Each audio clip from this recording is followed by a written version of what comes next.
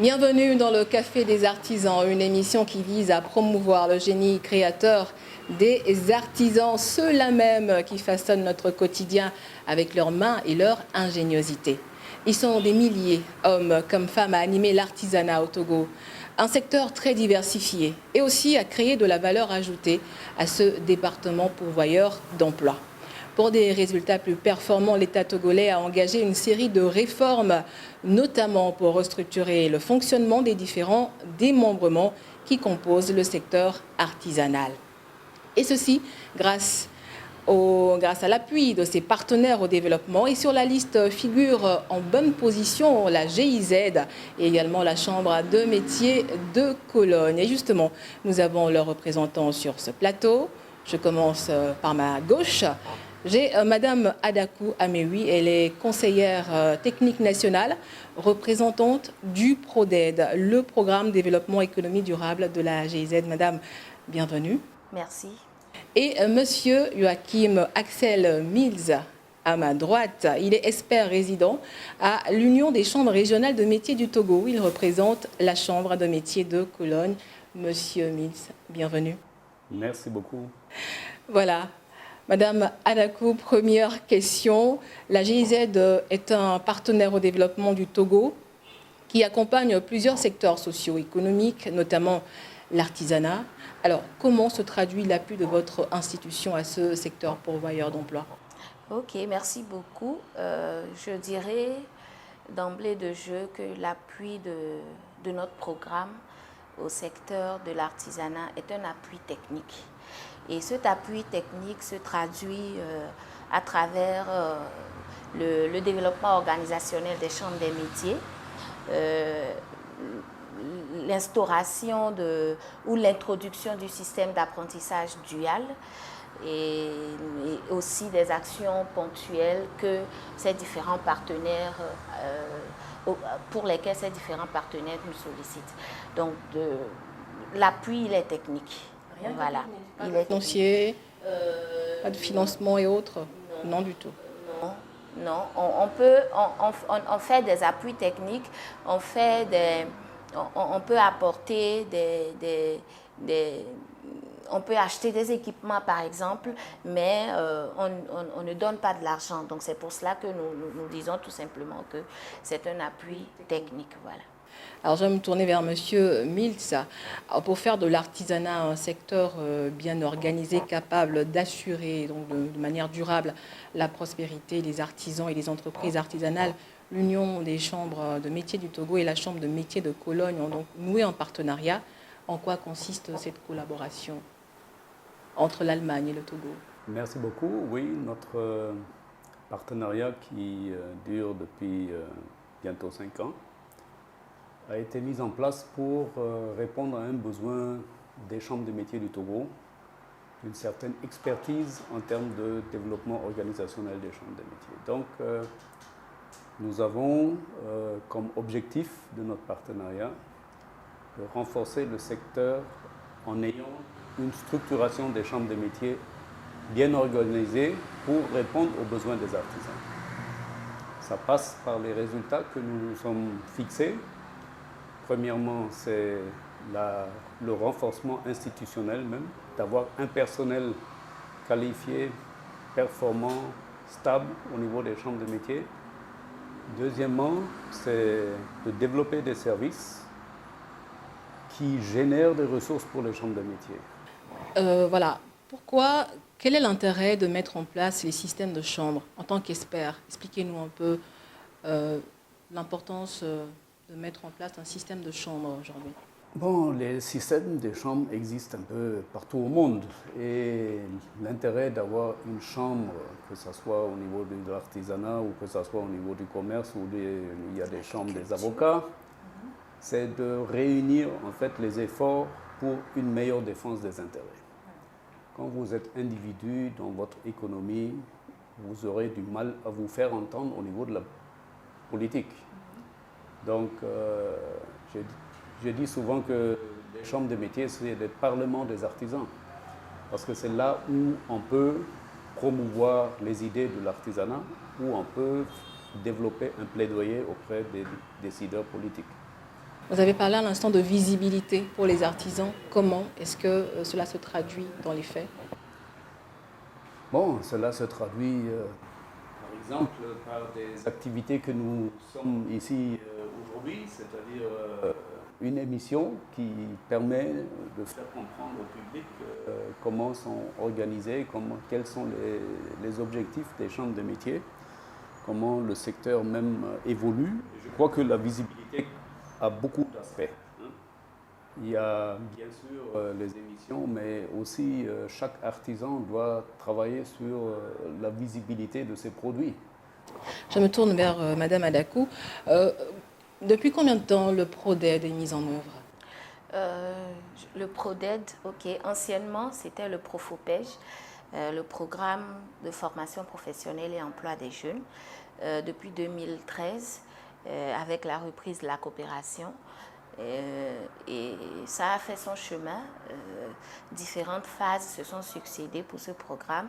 Et depuis novembre 2020 a commencé le PRODED. Et avec la même équipe, presque la même équipe. Et aujourd'hui, c'est le programme de développement économique durable. Parce que oui, l'intérêt était beaucoup plus pour un développement économique durable. Et voilà. Voilà le parcours donc, de ce programme. Alors, comment vous interagissez avec les chambres de métiers, puisque vous parlez d'appui technique, formation et autres? Ouais. Oui, bien sûr. L'appui, il est technique, mais il a une valeur. Donc, c'est un appui aussi financier via le technique, disons. Nous interagissons, la collaboration est très bonne avec les chambres. Voilà, notamment moi, je suis au niveau des chambres. J'ai mon bureau donc dans l'union, au sein de l'union des chambres des métiers. Donc c'est pour vous dire que un des aspects de cet appui technique, c'est la mise aux côtés ou bien le déploiement aux côtés de nos partenaires des ressources humaines. Donc on est plus proche donc de nos partenaires pour mieux interagir avec eux. Donc vous allez voir que sur toute l'étendue du territoire, nous avons ainsi, donc j'ai des collègues ainsi qui sont auprès donc de nos partenaires là pour travailler. Et donc, vous l'avez dit tantôt, la collaboration, c'est à travers les formations, les formations d'ordre organisationnel, d'autres managériales, des suivis des artisans, des renforcements de capacités managériales des artisans pour qu'ils puissent améliorer la gestion de leurs activités et tout. L'accompagnement même des apprentis. Je l'avais dit tantôt qu'il y avait un certain système, enfin, il y a une introduction donc, du système d'apprentissage dual. Donc, on reviendra là-dessus dans un moment, oui. Voilà. Et c'est tout ça que nous faisons donc avec les chambres des métiers. Les artisans également reçoivent des perfectionnements dans leur métier. Et tout juste pour être, je le dis, enfin, pour être à la page, enfin, pour améliorer, pour voilà, leur technique de savoir-faire et tout ça. Donc aujourd'hui, je dirais, sans nous jeter des fleurs, je dirais que la collaboration est au beau fixe. Monsieur Mills, vous êtes également proche de vos partenaires, vous êtes expert résident. Dites-nous, en quoi consiste votre cahier de charge exactement? Bon, mon cahier de charge est multiforme et très vaste. Je suis envoyé par la Chambre des métiers de Cologne avec mon expertise que j'ai à travers des expériences dans les différents pays où j'ai encadré des partenariats pareils. J'ai travaillé pendant longtemps aussi avec les chambres de métiers en Allemagne et en France. Donc je connais comment fonctionne une chambre de métier, comment elle peut fonctionner, comment elle doit fonctionner. Et j'interviens, disons, mon cahier de charge, c'est répondre à toute sollicitation d'appui. Donc, bien sûr, notre objectif dans le cadre de notre partenariat, qui est un partenariat institutionnel, est de contribuer à ce que l'institution Chambre des métiers au Togo soit renforcée, soit capable de répondre aux besoins des artisans et soit reconnue par l'ensemble des acteurs de l'économie. Et je pense que nous avons eu quand même ensemble avec la GIZ, nous avons fait beaucoup de choses et nous sommes aujourd'hui en mesure de dire que les chambres des métiers au Togo sont une instance reconnue à tous les niveaux décisionnels, que ce soit au niveau des communes, que ce soit au niveau des préfectures, que ce soit au niveau national. On sait que s'il y a un besoin d'avoir des informations sur le secteur, on peut s'adresser aux chambres de métiers. D'accord. Alors, juste encore une question à Madame Adakou. On revient encore toujours sur le volet de la formation. Pourquoi il est vraiment important pour la GIZ de mettre l'accent sur ce volet? Bon, il est important à tout le monde de... Je crois que investir dans la formation de l'humain est le plus beau cadeau qu'on puisse laisser à notre humanité ou à notre terre ou à notre pays et tout ça. Et c'est dans cette optique-là que nous nous inscrivons aussi, parce que si nous formons les gens, enfin les personnes, nous leur donnons des outils pour se prendre en charge, nous pensons que nous contribuons vraiment au développement. Et il faut dire que la GIZ, enfin, et notre programme ne se lève pas pour faire des actions. Il s'aligne donc sur les priorités du pays.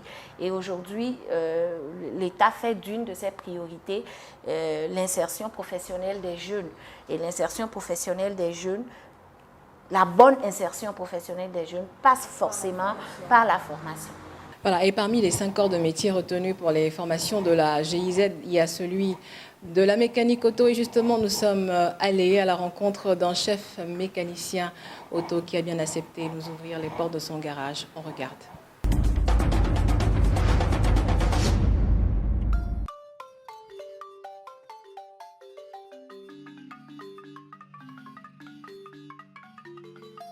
Je suis Kouchouachi Ayaobi Israël, chef mécanicien du garage groupe Israël Trans. Allez, bonsoir. Bonsoir. Merci. Comment vous allez? Ça bouge? Ok, merci. Le métier de la mécanique est un bon métier que j'avais admiré depuis mon enfance. Donc il y a beaucoup de métiers. Parmi ces métiers, j'ai pu choisir la mécanique. Aujourd'hui que je suis devenu maître de mon propre entreprise, je vois que c'est un travail qui donne beaucoup de mérite. Bon, étant donné qu'après les études, j'ai voulu faire une recyclage de ce que je suis en train d'apprendre, depuis que je suis venu dans ce garage, je trouve que bon, tout va de mieux en mieux par rapport à ce que j'ai pu apprendre par la théorie. Bon, sans vous mentir, au premier abord, en voyant le patron, j'avais un petit peu peur de lui. Par rapport à que je me suis rapproché de lui, je trouve que c'est quelqu'un qui est vraiment abordable et beaucoup travailleur. La GIZ, nous avons reçu beaucoup de formations concernant nos métiers. Pour la chambre de colonne, nous avons reçu des équipements de diagnostic, les valises de diagnostic au niveau de la chambre de métier pour pouvoir nous aider. À part la mécanique, je dirais qu'aujourd'hui, je suis le président de la chambre des métiers du 2e arrondissement. Mon bureau se trouve au sein du centre communautaire d'Arakwame.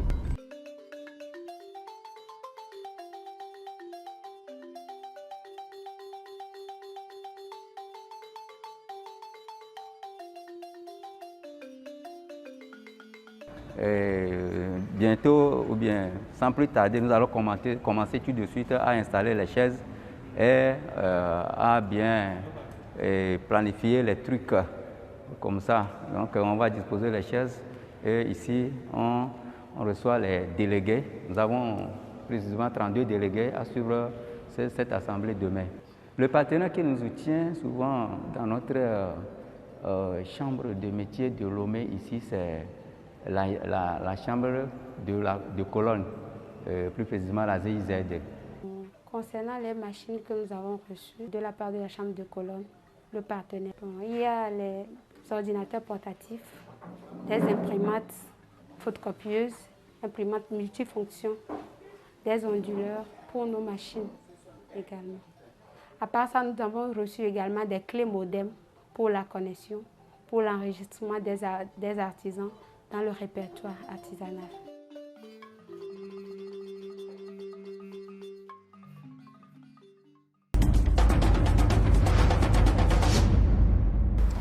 Retour sur ce plateau du Café des artisans avec nos invités, Madame Adakou Amewi, conseillère technique nationale à la GIZ. Proded plutôt, représentante du Proded, un programme de la GIZ, et Monsieur Joachim Mills, qui est expert résident à l'Union des chambres régionales de métiers du Togo, qui représente donc la chambre de métiers de Cologne. Voilà, vous avez regardé le reportage, Monsieur Mills, une réaction? Félicitations à cet artisan. Le président de la chambre des métiers d'arrondissement 2 est un exemple, je pense, par rapport à son engagement. Parce qu'il faut reconnaître que s'engager en tant qu'élu dans une chambre de métiers demande des sacrifices. Déjà, le mandat, c'est volontaire, hein, c'est un poste honorifique. Et il faut, pour pouvoir joindre les deux bouts, avoir une entreprise bien structurée, bien organisée derrière soi, afin de pouvoir répondre aussi bien aux besoins de présidence d'une chambre de métier qu'aux besoins d'avoir les ressources au niveau de son entreprise. Donc à ce niveau, je pense qu'il est vraiment un exemple parce qu'il arrive bien à gérer sa clientèle. Il arrive à réunir ses membres, il respecte des conditions d'organisation de sa chambre. Et aujourd'hui, je peux dire que la chambre de métiers d'arrondissement 2, parmi les 5 chambres de Lomé, est une chambre très mobile et très motivée pour l'avancement de leur administration. Elle a bien avancé. C'est un bon élève. C'est un bon élève et ils ont eu certainement des avantages par rapport à d'autres chambres parce que tout au début, ils ont eu tout de suite un bâtiment, disons un lieu de bureau qui leur a été attribué, ce qui facilite la chose. Madame Adakou, une réaction aussi? Ben non, c'est suffisant. Je pense que Joachim a dit l'essentiel. Le plus important, c'est de pouvoir mettre les deux fonctions ensemble, chef d'entreprise et puis le président ou responsable d'une chambre des métiers et le président de la CEMA en est un bon exemple. On va revenir encore sur le Proded. Vous avez mis en place un système de formation qui s'appelle le système dual. De quoi s'agit-il? Le système dual, le système de formation dual, c'est simple, hein, c'est simple comme vous l'entendez. Dans dual, il y a deux. Voilà, donc ce qui fait appel à deux lieux de formation, deux lieux de l'apprentissage. Le premier lieu, c'est l'atelier de l'apprenant, de l'apprenti, le patron chez lequel il fait son apprentissage. Ça, c'est le premier lieu de formation. Et le second lieu, c'est un centre de formation. Ça peut être un centre de formation public comme privé, et ça peut être un lycée d'enseignement technique et tout ça. Donc, l'apprenti suit sa formation dans les deux lieux. Un jour, dans le centre de formation ou bien le lycée technique, là où ils font de la théorie, et les 4 ou les 5 jours de la semaine dans l'atelier ou auprès du patron chez qui il a signé son contrat. Et là, il fait la pratique. Et il fait la pratique. Et vous le savez, dans les ateliers de formation, dans les ateliers d'apprentissage, c'est ce que le patron fait que les apprentis voient et fait, voilà, et font. Et donc, si jamais il y a quelque chose que le patron n'a pas fait durant le temps d'apprentissage, alors là, ça échappe donc à l'apprenti. Monsieur Miss, dans le cadre du partenariat aujourd'hui, quels sont les acquis qui sont enregistrés jusqu'alors? Les plus grands acquis sont une performance au niveau du personnel, que ce soit au niveau de l'Union, que ce soit au niveau des chambres régionales et dans les chambres préfectorales aussi. C'est pour nous le plus important qu'il y ait un personnel qualifié qui assure la continuité aussi des services, puisque les élus sont élus pour un mandat et sont censés reprendre peut-être leurs activités seuls à l'entreprise et quelqu'un d'autre va prendre le mandat. Donc il faut forcément qu'il y ait une administration qui sait continuer les services. Ça, c'est un acquis très important. Un autre acquis très, très, très important, c'est que nous avons, avec les textes qui ont été votés par le gouvernement, nous avons introduit au niveau des chambres des métiers du Togo la délivrance de la carte professionnelle d'artisan et la délivrance de la carte professionnelle d'entreprise artisanale. Cette carte professionnelle qui est aujourd'hui, si on veut, la carte d'identité de l'artisan, n'est pas seulement un signe de reconnaissance envers le public, la clientèle, les partenaires, les institutions pour l'artisan, il est aussi, ou elle est aussi, un moyen pour les chambres de métiers d'avoir des ressources propres. Et nous avons, durant l'année passée, pu générer des ressources pour le réseau des chambres de métiers qui sont équivalents à 50% de la dotation de l'État. Merci beaucoup. On considère que c'est votre mot de conclusion. Madame Adakou, un mot pour conclure également. Juste que ces divers partenariats-là amènent nos chambres, nos artisans à plus de performance, à l'amélioration de leurs prestations, parce que nous en avons vraiment besoin. Sans les artisans, on ne peut rien. Merci. Merci beaucoup, merci chers invités. Nous sommes arrivés à la fin de cet entretien. Merci de nous avoir suivis. Voilà, il y a donc de bonnes opportunités à saisir dans le secteur de l'artisanat. Avis donc aux artisans qui ne se sont pas encore inscrits dans une chambre de métier de le faire. C'est important, sortez de l'ombre et faites-vous connaître. C'est la fin de cette émission. Je vous retrouve très prochainement. Au revoir.